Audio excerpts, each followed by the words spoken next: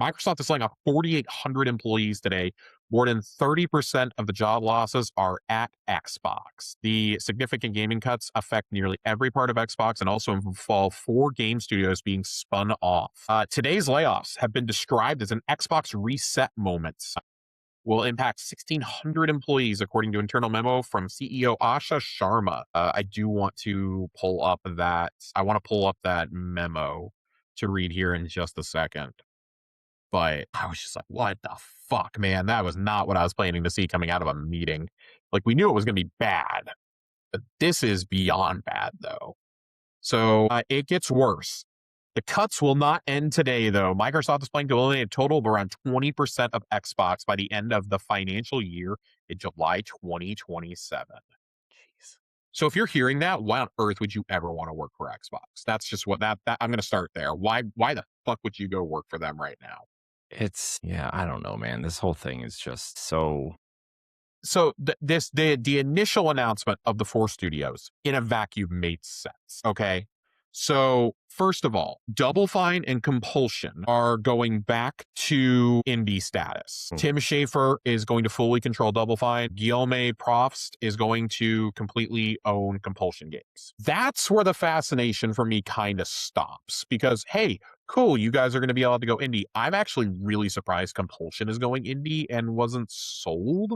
They were not on the bingo card of, I think that they're going to be able to finance themselves. I would have put money on Ninja Theory being the one that spun off.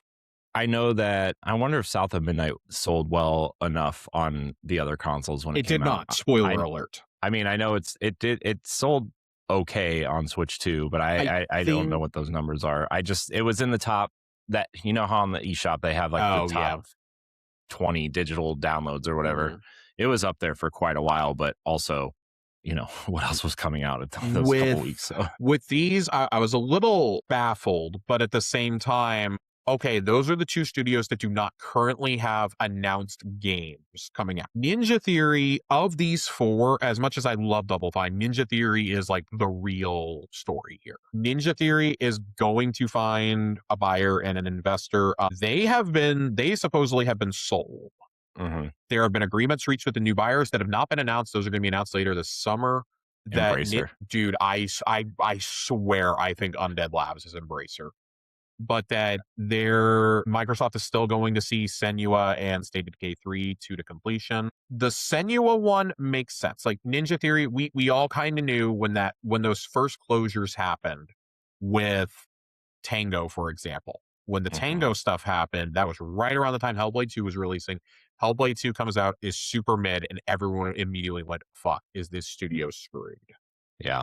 I mean, I think the only reason that they didn't at first, at least, obviously they are now, but is because they have that state-of-the-art motion capture studio, and they are literally Xbox's Unreal Engine gurus from overseas. So Yep, that was my exact thought as well. And I mean, if you look at what Xbox has for assets in Europe, though, none of them are using them. Yeah, I know. Most of them are using proprietary. Yeah, because I mean, even Fable is running off of Forza Tech. I mean, the only European studio, and they're not even Xbox, that is using Unreal is CD Projekt for the next Cyberpunk and The Witcher.